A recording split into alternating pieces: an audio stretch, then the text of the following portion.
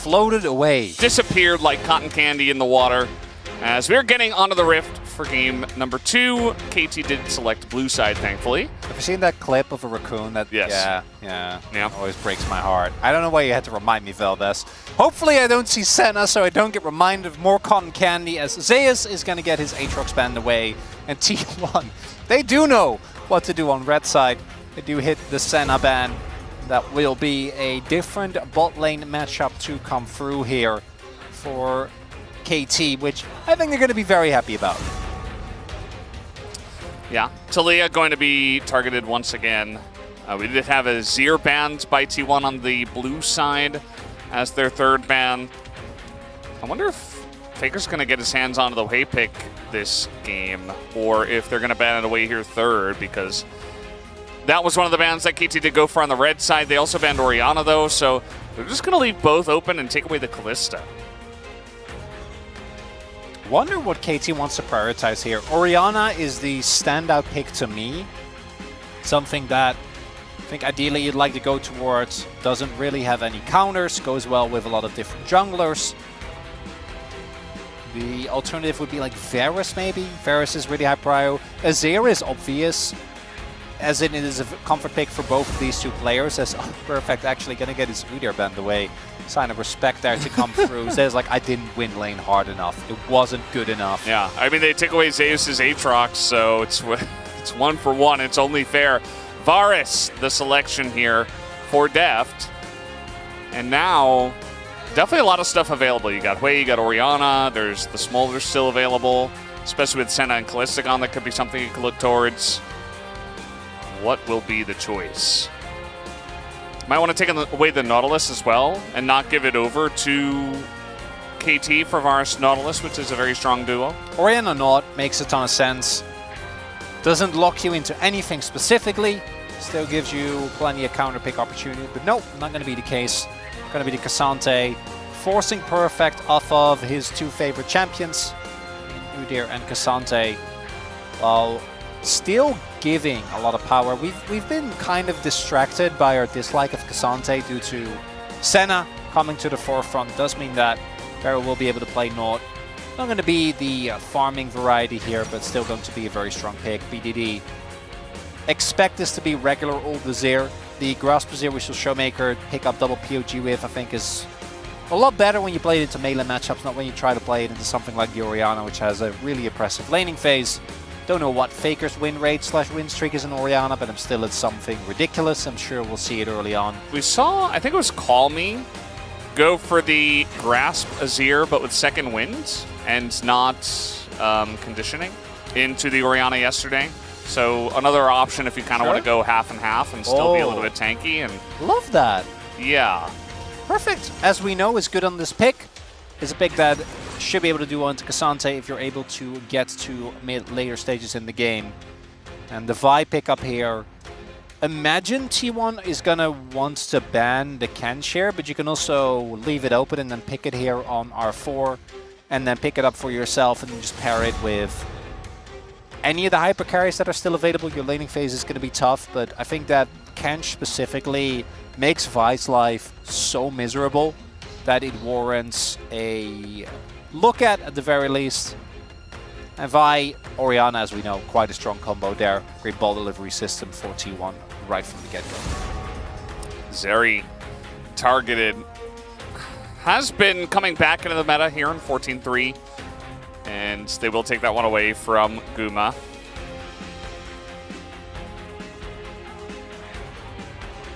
What's it gonna be, T1? Final ban away here. Gonna be Viego, so maintaining the pressure on Pioshik, his jungle pool. Not allowing him to play any of those. Could go to Xin again, but the Zinza was rather underwhelming. Vi, or a Poppy rather, is another opportunity to go for. Does in theory allow you to play a really good defensive role for your team. As the Smolder pickup, Guma gonna be the main character in my T1 in 2024? That's crazy. And Smolder, as we know, is incredibly strong once you hit 225 stacks. And They banned away the Lucian instead, which has kind of fallen away in favor of other picks such as Smolder. But they could just go heavy dive and try to shut it down like we did see yesterday. Home Life Esports was able to do that very effectively against poor Jiwoo. Do you Kench? If you feel like all your eggs are in the T1 basket, it might not be a bad idea. I think the main issue with Kench specifically is that into the amount of AoE backline dive that's available for T1, it might feel like it's a bit too much. So they're going to go with Alistair instead, still allowing a way for Keria to provide peel, but might have a little bit of a better time in the mid to late, while also providing another form of engage as opposed to it just being Oner, which with the Kench, obviously, you don't really get. Yeah. So definitely a couple of ways for T1 to play aggressively, but also defensively and wait and scale up and get their Orianna and Smolder to a spot where they'll be very powerful, but then reliable engage, as you did mention. Whereas on the side of KT Rolster, definitely going to be looking to get in there and try to shut down those somewhat immobile carries, Smolder not as much as the Orianna, and try to essentially push them out of the game. Gonna feel a lot better about this one. I imagine if you're a KT fan, don't feel like you have quite the same level of pressure on you this composition, even though it is into Smolder. I think can actually go the distance, so not going to feel reliant on stomping the early game, while still having a decent amount of early game agency. It's not like you don't have any power with a Varus in the bot lane. Might turn that into some early dragons. Do have to get to level 6 for a lot of the map to already unlock both Azir and Wukong in particular, going to be somewhat reliant on that. But the mid to late game team fights for this comp looking a whole lot better here. If you can get the Narad, could be a win condition as well. Yeah, maybe some more pressure onto Perfect. Going to be curious to see how he will play in a Zeus this time around as we're ready to hop onto the rift for game number 2. 소환사의 협곡에 오신 것을 환영합니다.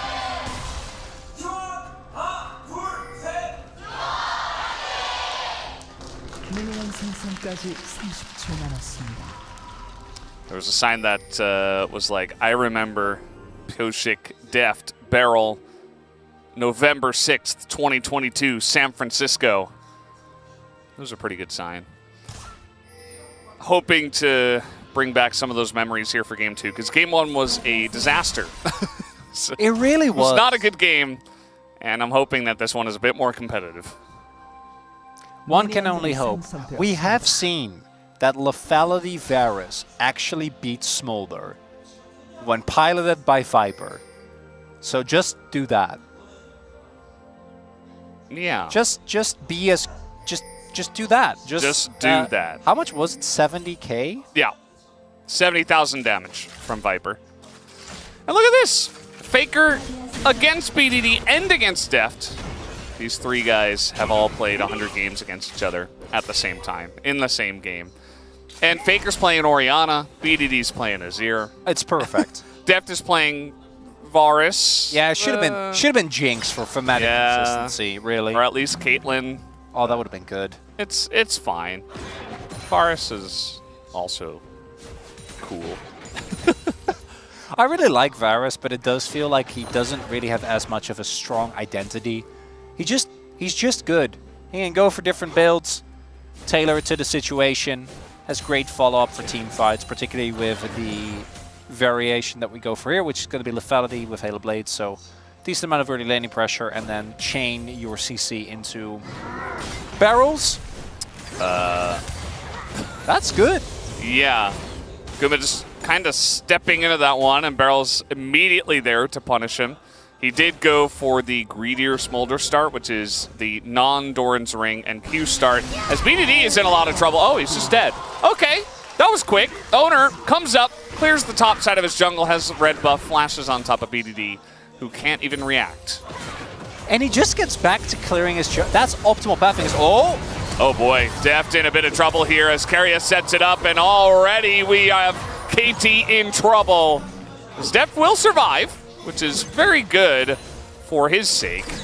Ooh, might actually end up working out there, because Deft not dying is quite big. Because a Yi still, or a Barrel rather, still has a sums available, whereas the same can't be said for Guma and Keria. Pioshik trying to fight Oner. I don't know about that one. Oner doesn't have smite, but certainly Oner is in a much better spot health-wise versus Pioshik. Although Beryl is trying his best to try to zone him away as Pioshik has to flash, but now the hook comes in and Guma's over the wall. Deft is in some trouble as one auto will get it done. Pioshik is super low as well. Oh God, I wanted this game to be more competitive. Not like this. 3 kills into the hands of T1 in the bottom lane and 3 minutes into the game on a Smolder lane, and Oner's just 3-0. What? I asked for more competitive, not less competitive. Well, clearly you didn't put in the right request, Valdez. I messed something up. This is a that kill in mid lane, really well done by that duo of Oner and Faker. Faker sets it up, Oner knocks it down. He can come back from that. What is this? That's 2022 regular season Beryl, baby. The re-engage with the hook. Guma having the presence of mind, knowing that there's no sums available on his counterpart, just flaps over the wall, meaning Deft doesn't have any safety, meaning KT doesn't have the prerequisite DPS to actually win the skirmish. And I don't know why Pioshik was trying to duel the Vi early when you're Wukong and you can... I mean, they had them pushed under turret and Beryl was trying to get in there and help. So, like, you can kind of see, okay, we're going to use this pry, we're going to try to push Oner out. He did go for that earlier gank, but yeah, it was still very risky, is something you could say. As Jonas Strong is trying to tell us here that Keria executed himself on the turret, I guess. He keeps zooming in on the Alistar, he just zoomed in on the turret. Yeah, because Keria has a death. Yeah, it's like, huh, where did that death come from? Wasn't from the fight. That is peak storytelling from our observer team there from the LCK. Thank you, Jonas Strong. Him and the boys, they do a great job. We get to talk about that now, because this game, Valdez, it's not looking so good. This is not my telecom war. Yeah, Saturday Showdown. I was promised excitement. I was promised gameplay. Yeah. Sometimes you can't force the games to be good. But hey, if KT come back from this, that would be epic. It's going to take a lot. There you go. Especially because, you know, Faker's playing Orianna very comfortably. He's also 8-0 on this pick so far. Nobody has been able to beat him on this one. No, this is not the energy we need, Valdez. We need. And no, I know Smolder's fed. Smolder's fed. Yeah, I know Oner is 3-0. And Guma went for the, again, he went for the greedy build, which is Q first, not going W to help out in the lane, not going Doran's ring. And he gets away with it with flying colors. Now, Keria might not get away from this one, as he will have to sacrifice himself to try to keep Guma alive, which he will do. Nice little gank set up here by the side of KT. This is how the comeback starts, Valdez. That's what this game is in service of now, as we do give Pioshik an early kill. Wukong obviously going to skill really, really nicely with those. Good punish of the lack of flash. T1 will be able to pick up a Mountain Drake, but 2 more of those. Guma does not have the ability to flap, and so he will just take some damage, but doesn't really seem to care. The big thing about the Smolder, as well as that his wave clear is pretty good, and it only gets much, much better. So, you know, even if you're trying to push him under turret, you're trying to harass him out of lane, it's very difficult to do so. Do want to highlight that while the bot lane and mid lane situation is somewhat of a disaster, with Oner's position being known for most of this, Perfect actually has been doing a really good job. And this is to be expected, but I think it's still worthy to highlight given that this player, when coming into the LCK, really was very obviously a rookie. The rest of the team was talking about this in interviews as well, you know, like he's very nervous. We try and give him as much support as he needs. So seeing him actually utilize the counter matchup is quite cool. Pioshik, you're a level down, but Beryl is there. He's got Beryl this time, and you know what? Oner's in a lot of trouble, as he does have his flash. He uses his ult on top of that. He's going to queue over the wall, and he holds on to his flash. Doesn't even have to use it, as BDD will have to divide away from Keria, who's being very annoying there. As BDD was not quite able to help out in the trade, but now with Level Perfect 6. and the Pryl from the top side, they should be able to take this red buff away. KT is not they're playing into the arc. They're keeping our expectations as low as humanly possible. Right when we fully gave up on them, they're like, We hey, really did. It's time. Now we're going to play League of Legends. We do see Yoshik hit level 6 off of that. Oner not going to get his red buff. Still not going to be too sad about the state of his jungle, but big win for KT.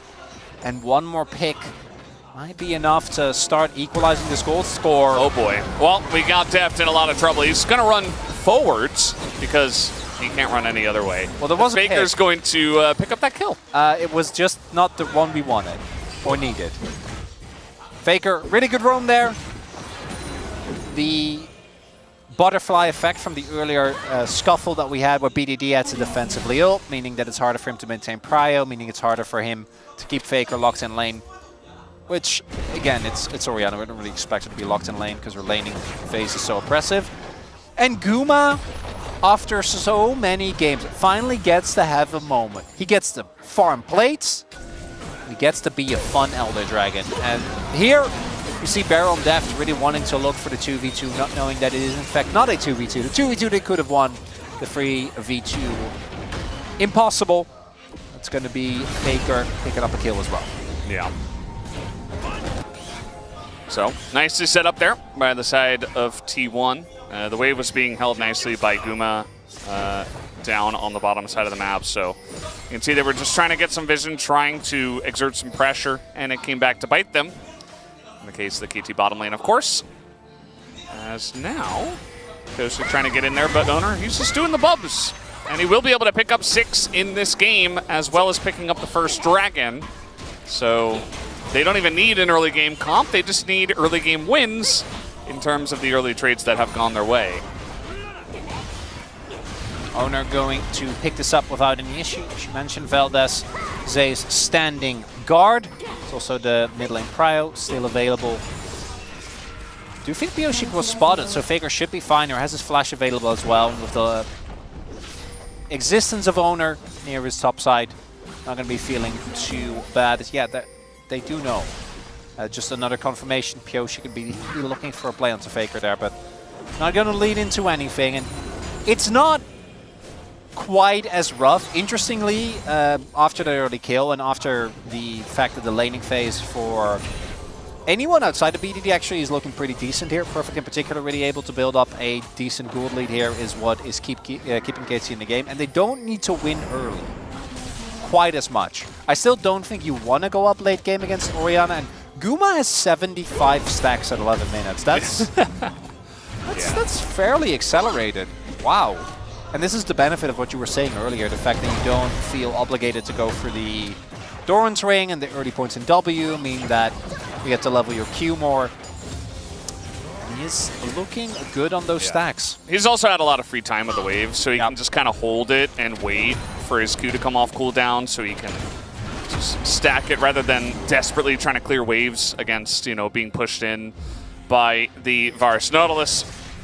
And that's just kind of all due to the lane state and the game state, I should say, and the way that it has played out. As Zeus is beginning to have a bit more luck in this top side, he's not going to hit that knock up and he'll be kited away just a bit. He is down a lot of CS at this point, nearly 30. Although there's the wave going into Zeus. And he doesn't seem to care because the rest of the map is winning for the side of T1, and they will take down a second Drake as well. What's it going to be here? Ocean Soul. No. Oh, Chemtex. Hey! Sorry, Yeah. Yeah. The bottom lane could be in a little bit of trouble as Keria is going for a little walk. Arrow, that's bait. You got to know. Oh, they... Oh, okay. That's not bad. It's an okay trade, I Pretty guess. interesting that T1 didn't try to force that, but maybe not knowing exactly where BDD and Koshik were. Just want to play it safe. Chemtech, that's good for KT. That's what you want. That means that you don't actually have to care about Drake. And hey, a 2k gold lead is a big deal now, but in about, you know, 10, 15 minutes, 15 if T1 is quick on the trigger and you need to find for Elder, that's fine. That's surmountable. That's doable, VODS. That's really what we're looking towards. Generally, the team with Smolder is trying to hold on and not lose the Chemtech Soul, or the Soul at all. I need some leeway. Uh-oh, we got Perfect in a lot of trouble here. He's being CC'd to death, and he will get his hop off and immediately get ulted in the face. Doesn't even bother flashing, as it was a very nice and clean setup there from Oner and Zeus to take down the top laner. Good call from Perfect not to use flash there. Was never going to get him out, particularly with Oner still having his flash available. Pioshik stealing away that buff. This is the problem that has plagued many a team into T1. Zeus taking a beating in lane, all the credit to Perfect. But generally, Zeus needs one of these moments, and now he has a kill. He's going to get 2 blades, and he is going to be even, and maybe even slightly ahead, because Perfect only got a single blade. Add the kill on top of that, and he's going to be completely fine from here on out. Probably will be able to build the lead back up. These are the moments where we often see the game kind of turn 2.5k gold lead, 2.7 now, in the favor of T1. Deft, pretty scared. We haven't seen Mom be used just yet by Guma. He's just holding on to that one. Generally used to clear the waves, as you're usually being pushed under turret, but instead just holding on to it for if a team fight does break out. But you can see that KT not exactly confident about taking a fight on the bottom side of the map, so it's just free farm for the Smolder, as it will be this Rift Herald given over to the side of KT Rolster. Pioshik just gonna clone away from that one. Perfect is level 11 and should know that Keria could be up here. Objective timings have actually been quite nice from KT when they contest, because they've gotten like the small ones and a Herald.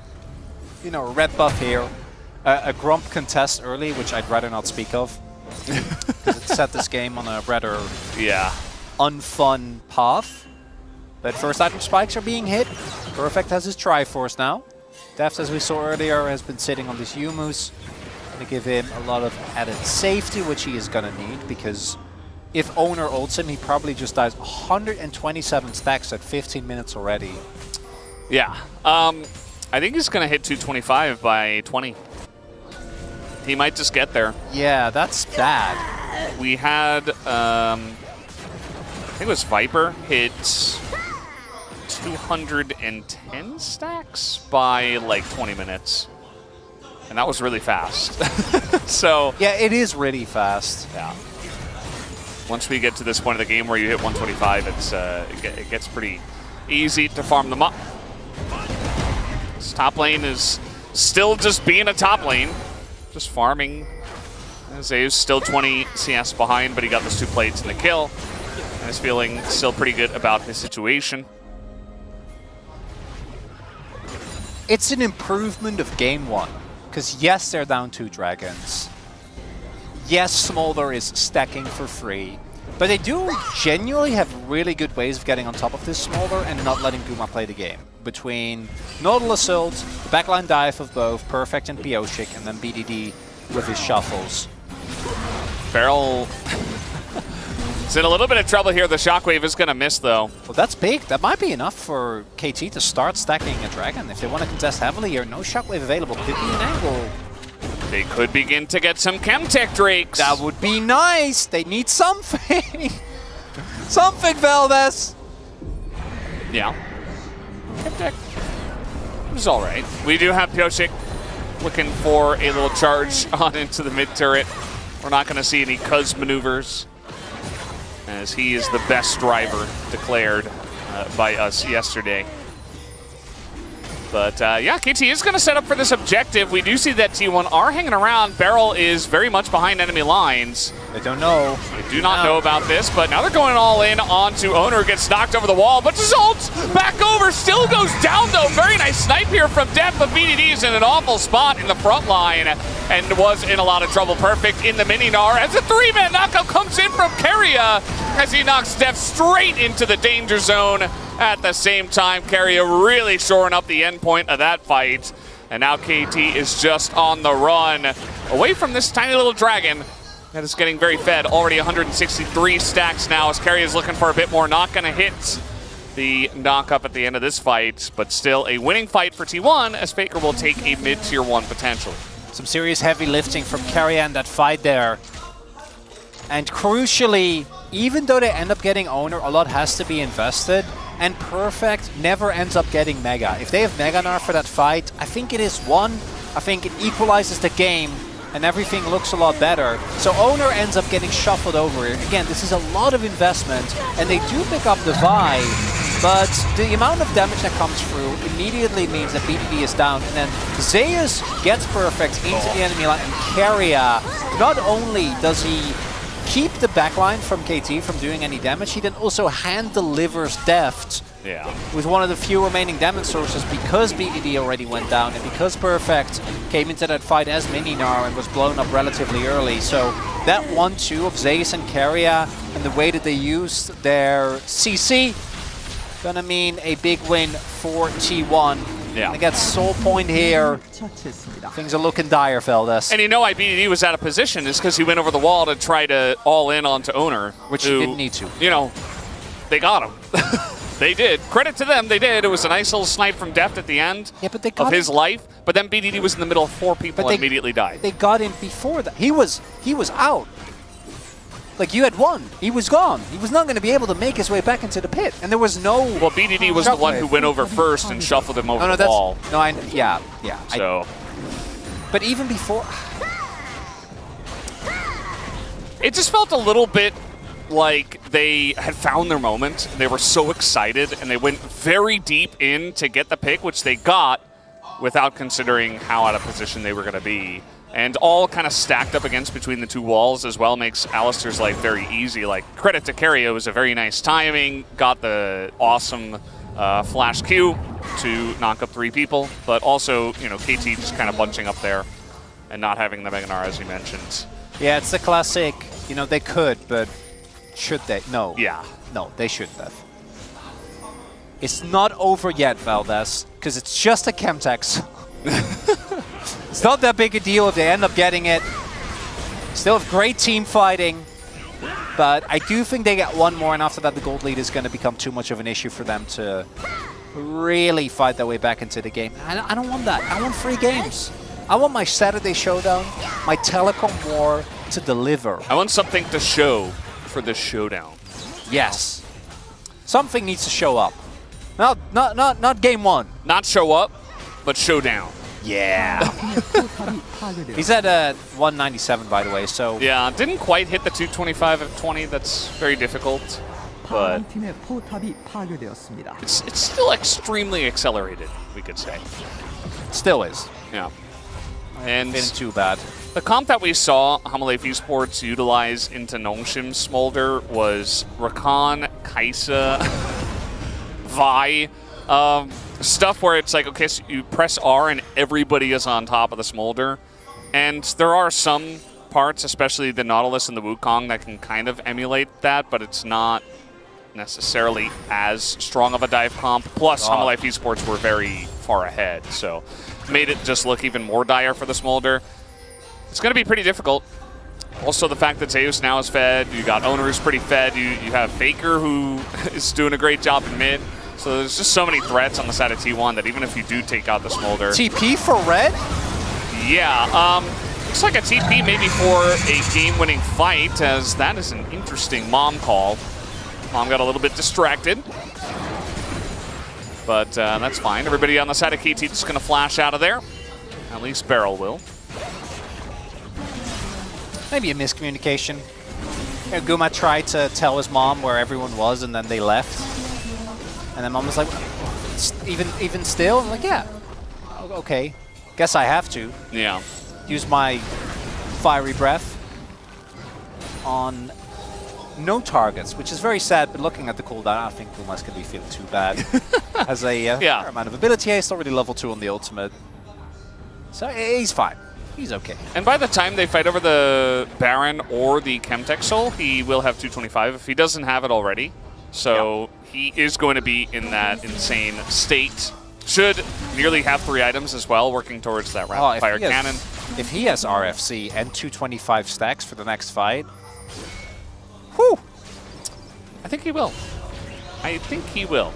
We did see BDD was doing a nice amount of damage when everybody was standing on top of his soldiers, but in total in this game does not have much. But he did finish his Leandries. so maybe can make the difference in this next fight. They have to. If they do fight, which I don't know if they want to, maybe you just let this one go and accept that you will not be getting your hands on the dragon, as 224 we have being hit here. So realistically, Guma is going to hit it here on this next wave. It always feels like somewhat of a celebration. It's like, hey, he did it. We made it! It's Christmas morning. He doesn't have RFC though, so there is a glimmer of hope for KT. I think he's got the money for it, to be That honest. probably does. He's sitting on quite a lot, although I wouldn't back now with the Drake about to spawn. This is the all or nothing for KT. 2 item spike for Deft, for BDD, for Bioshik, and for Perfect.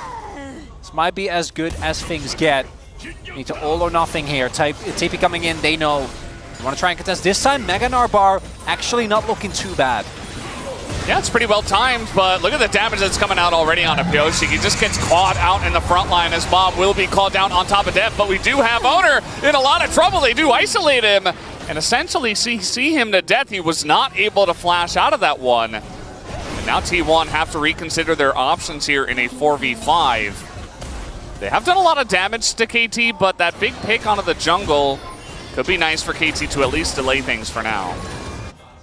T1 is one of the only teams that consistently does this, where they are member down and they're still contesting this aggressively. We do have the TP coming in from BDD. I mean, they're so healthy. And they are still, again, a member down. Faker doesn't complete his back, does almost have teleport, but not quite have it available. And looks like T1 decide the better of it. Although, I'm not sure. No, TP getting, or back rather getting cancelled. Oner's on his way back.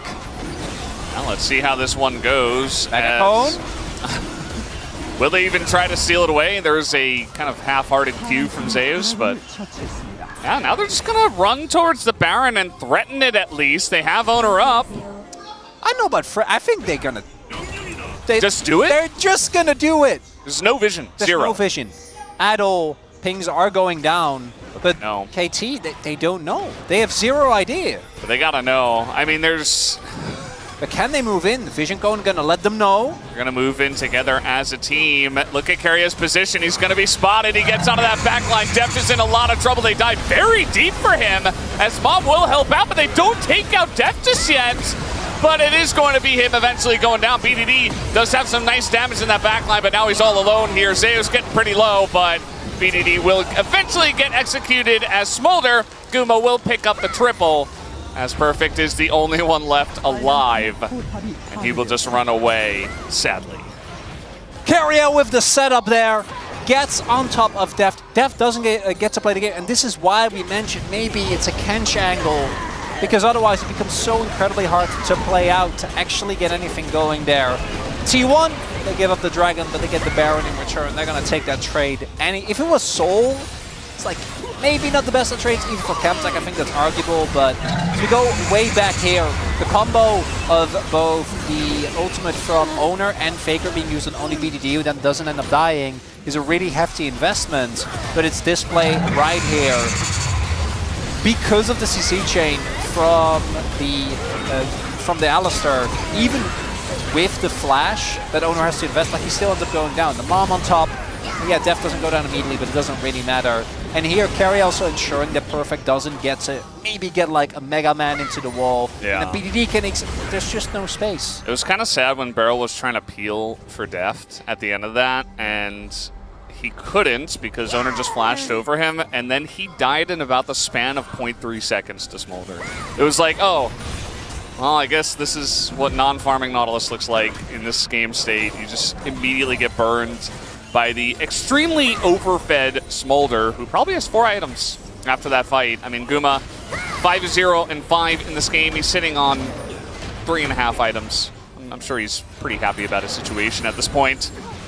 See when they take the Baron, and just looking to take out all the objectives that they can. 2,000 gold ahead in terms of current item value.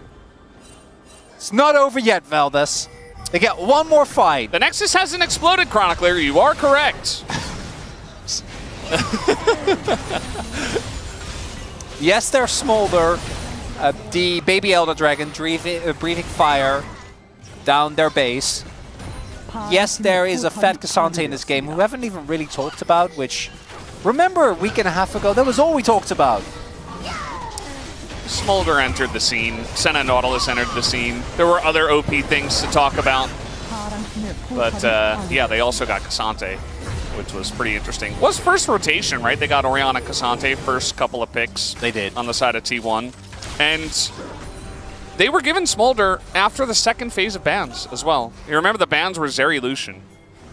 So I'm just wondering whether again that Lucian ban was really a necessity. No, it wasn't. Absolutely not. And no, I was think, wondering, yeah. Dallas. I don't need an answer. We just need to ponder. True, yeah, we're just thinking, not answering. We're just asking questions.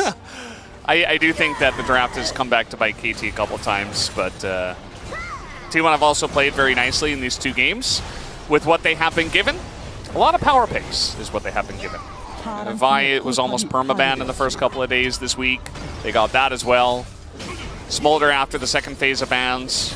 It definitely felt like KT did go for some flips in the draft where they were like, okay, well, we got to try something a bit off the rails against a team this strong. A bit crazy. And it didn't work. The gambit didn't work. Well, so in game one, I'm 100% for blaming draft. In this game, though, they did take an early... I mean...